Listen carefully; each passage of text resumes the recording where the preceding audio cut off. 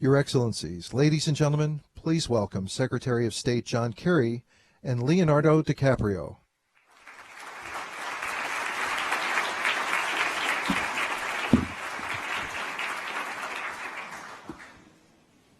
Well, good afternoon, everybody. I hope you had a great lunch, and thank you for helping to make the morning as stimulating and informative as it was. Yeah, how come all the cameras are out now? You didn't do this when I was here earlier. What's going on here?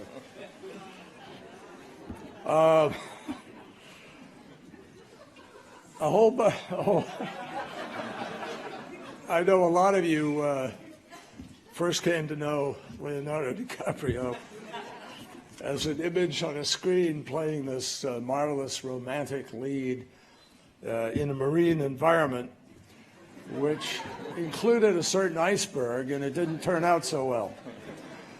But he recovered from that, as actors do recover, and took on a lot of different roles. A very fast-talking, powerful con man, legendary FBI director, professional thief of dreams, and a brawling frontiersman with a memorable appetite.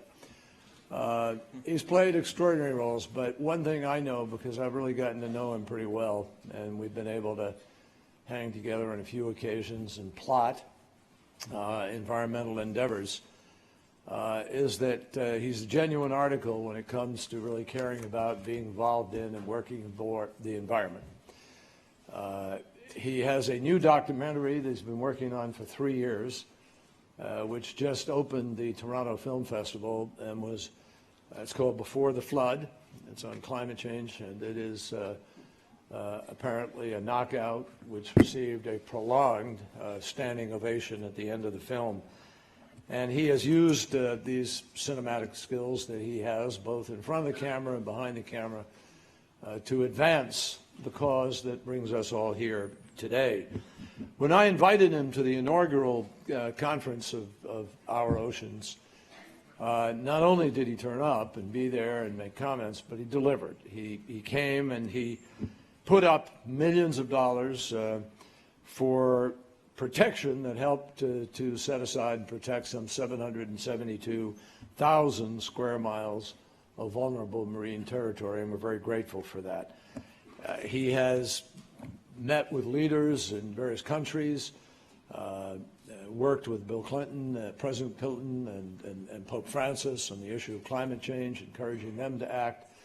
And I know comes here with a commitment. His foundation has given to conservation efforts in over 40 countries in the world over the years, and he's been working steadily for more than a decade on all of these issues. So, ladies and gentlemen, without further ado, welcome with me the latest Best Actor Award winner and committed environmental activist, Leonardo DiCaprio.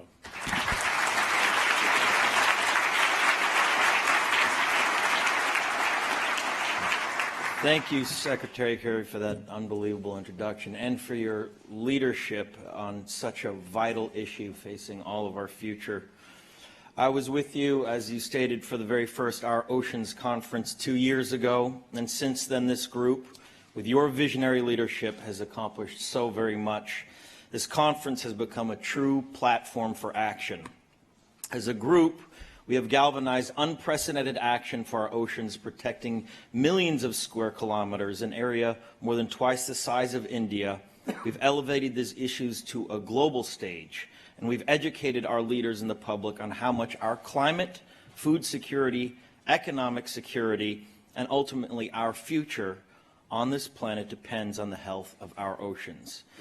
It's critical that we keep this momentum up, though, because the future of our oceans continues to be challenged by an astonishingly long list of threats.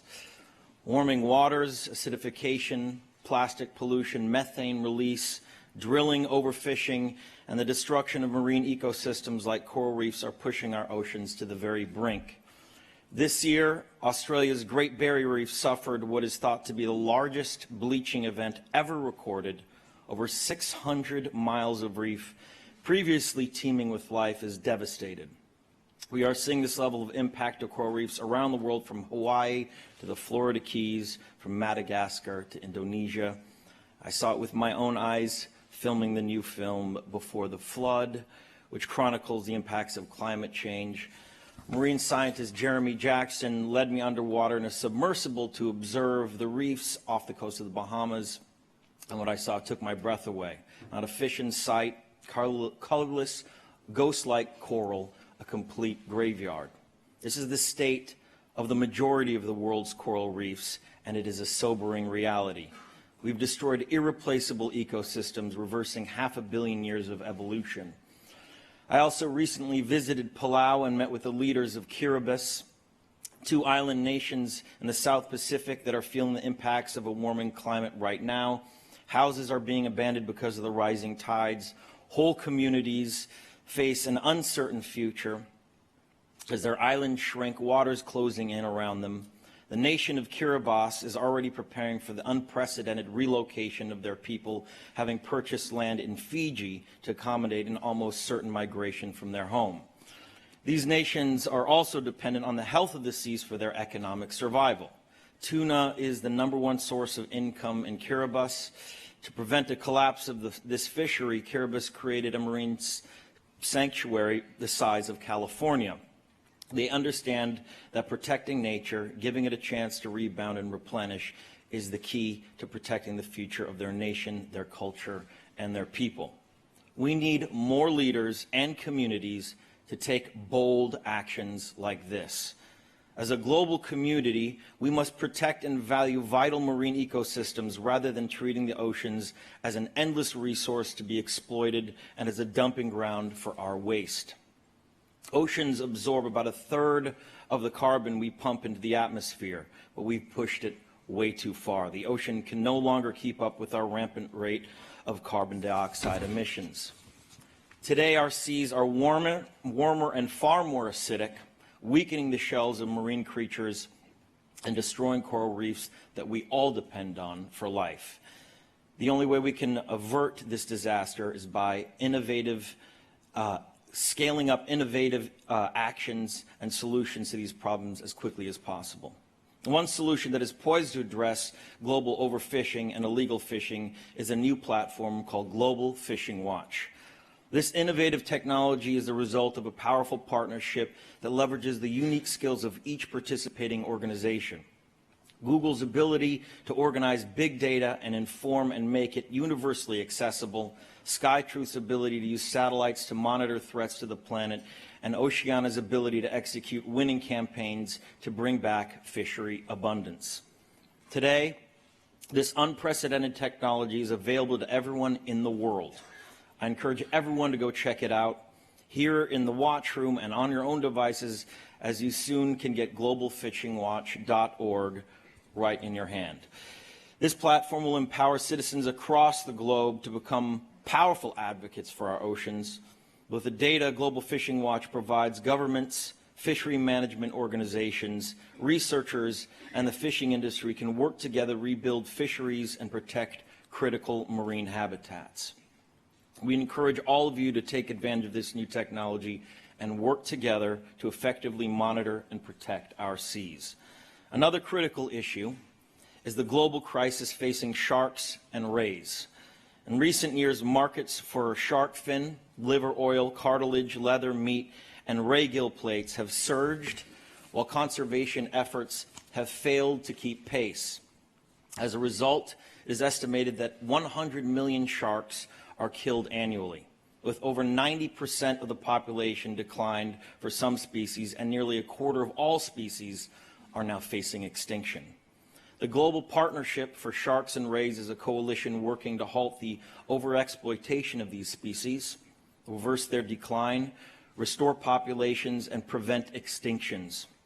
This collaborative effort, which is close to me personally, is also supported by the Paul M. Angel Foundation, the Helmsley Charitable Trust, Oceans 5, and the Paul G. Allen Family Foundation. We joined together to develop a global strategy to stop the slaughter of sharks and rays and to ramp up resources to change the tide for these incredible and important species. These initiatives are great examples of what can be achieved when the right partners come together to solve these challenging problems. Partners like all of you. There are many other exciting solutions and game-changing commitments that will be shared over the next 2 days. Among them are President Obama's incredible announcement just a few weeks ago to create the largest protected area on the planet in and around the northwestern Hawaiian Islands. Let's give him a round of applause for that.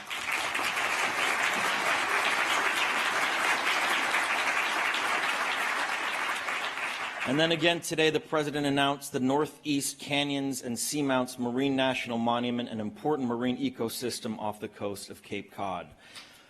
This is exactly the kind of bold leadership that we all need more of.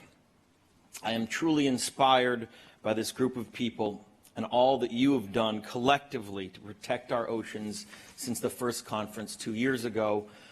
But my hope is that this is just the very beginning. The great ocean explorer Jacques Cousteau once said, "The sea, once it casts its spell, holds one in its net of wonder forever." That is true for me. I suspect it is true for each one of you, but there will be no wonders for our children and our grandchildren to behold unless we step up and push ourselves to go bigger, to be bolder, and to take action now to protect our oceans before it is too late. Thank you very much.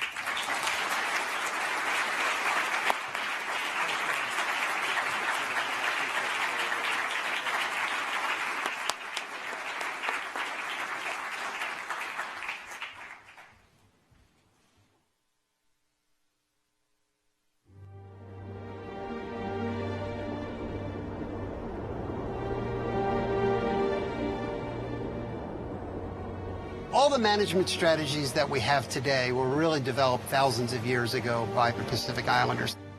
Things like closed areas, closed seasons for spawning, minimum size limits. Somebody would say like, oh, he's a fisherman. Is he a good fisherman? And the definition of a good fisherman is not somebody who goes out there and harvests everything, but a successful fisherman is somebody who goes out there and takes care of the ocean while harvesting from the ocean.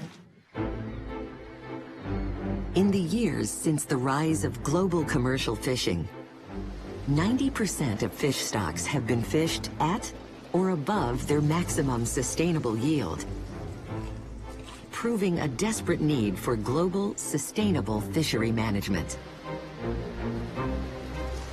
For years, we've been puzzling over the problem of showing people what's happening way offshore, out of sight, or underneath the surface of the water. And we stumbled across a system of radio frequency broadcasts that can be intercepted by satellites to take all of the commercial fishing activity in the ocean and put it on a map for everybody to see. Strengthened by satellite-assisted monitoring, international partnerships have grown, sharing data on shared fish stocks. Before, we were acting individually. We were not seeing, we were not knowing. Now, the only way you can fish in our EZ is to be compliant, be legal, and then we can cooperate in a sustainable fishing. Following in the footsteps of successful regional partnerships, shared management of shared fish stocks went global with the ratification of the Port State Measures Agreement by 36 parties covering 62 countries, and the partnerships of the Safe Ocean Network, agreeing shared frameworks for global fishery management, rewarding the good fishermen, and taking bold collective steps forward toward the rhythms of our sustainable past. We in the West are just starting to realize the frailty and the finiteness of the ocean. When you decide that this is your priority, it must be reflected throughout the system. It's our life. The ocean is our life.